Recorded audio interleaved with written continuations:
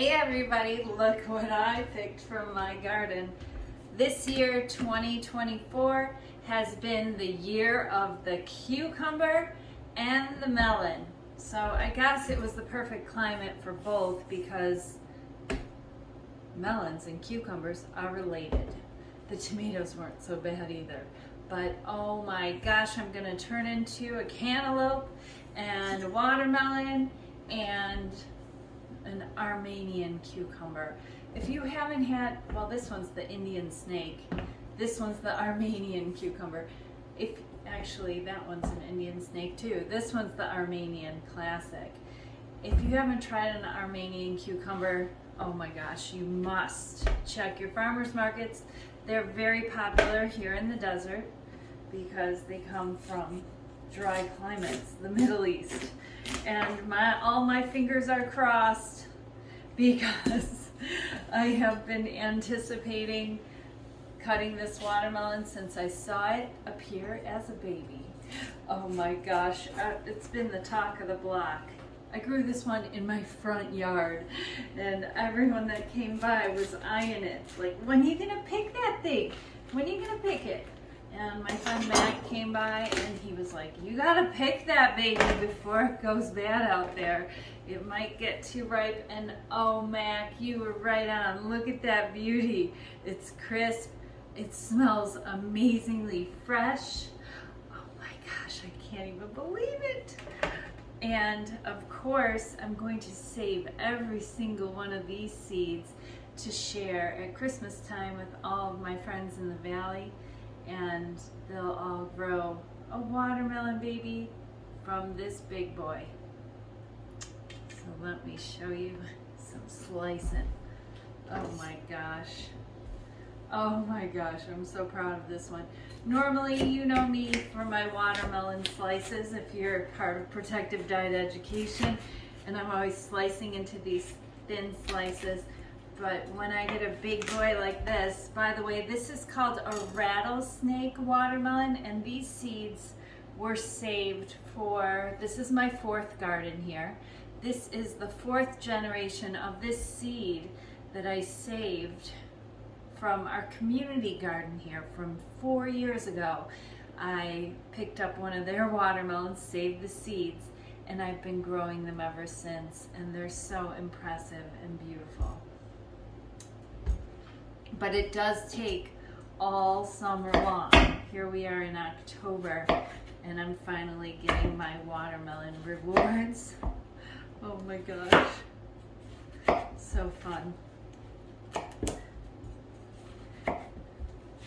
This is functional fitness here. It's got a very tough rind on this watermelon. Maybe I better have sharpened my knife before I got into cutting this baby. Oh my gosh.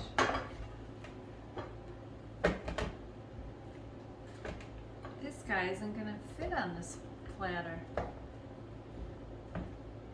my gosh.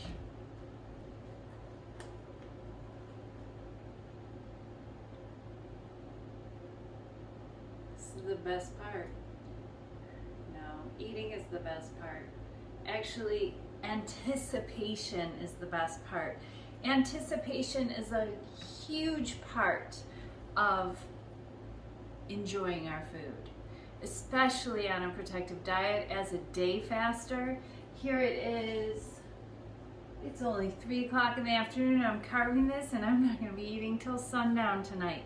And the anticipation of the first bite of this beauty is going to keep me so excited for my feast tonight. My 1 meal a day on a protective diet is how Jerry and I do it.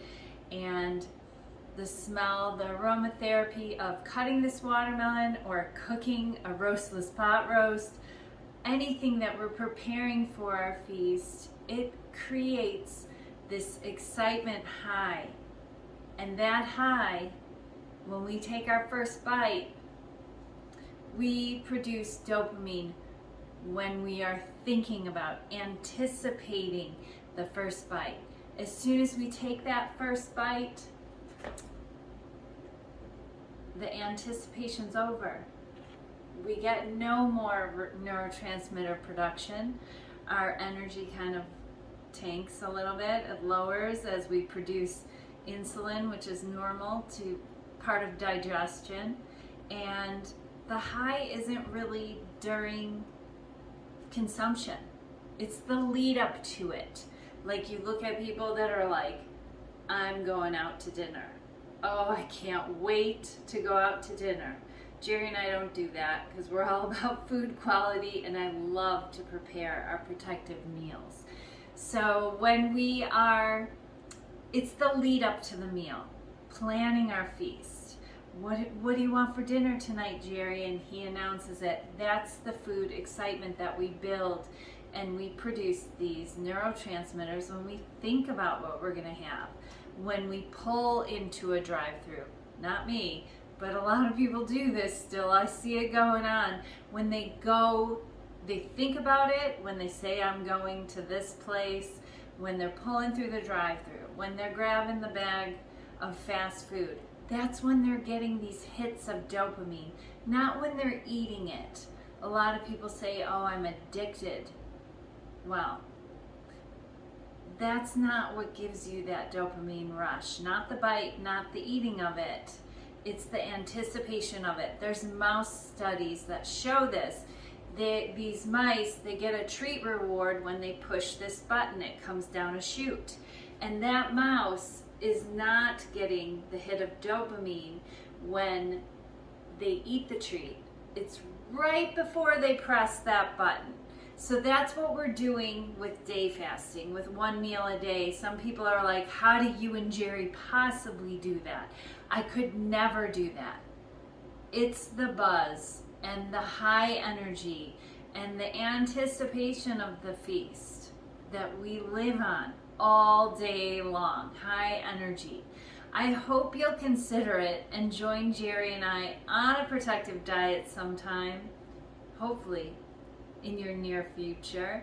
And if you're interested in one meal a day, check out the video examples Jerry and I have been sharing every Sunday on YouTube to show you just how we do this and just exactly what we're eating on a protective diet. And this watermelon, this rattlesnake watermelon, is our feast finisher, our dessert tonight on a protective diet. I'm working on some pies coming up for Thanksgiving, a new graham cracker pie crust that's made with sugar-free graham mix that I'm making up for you in the test kitchen for protective diet education.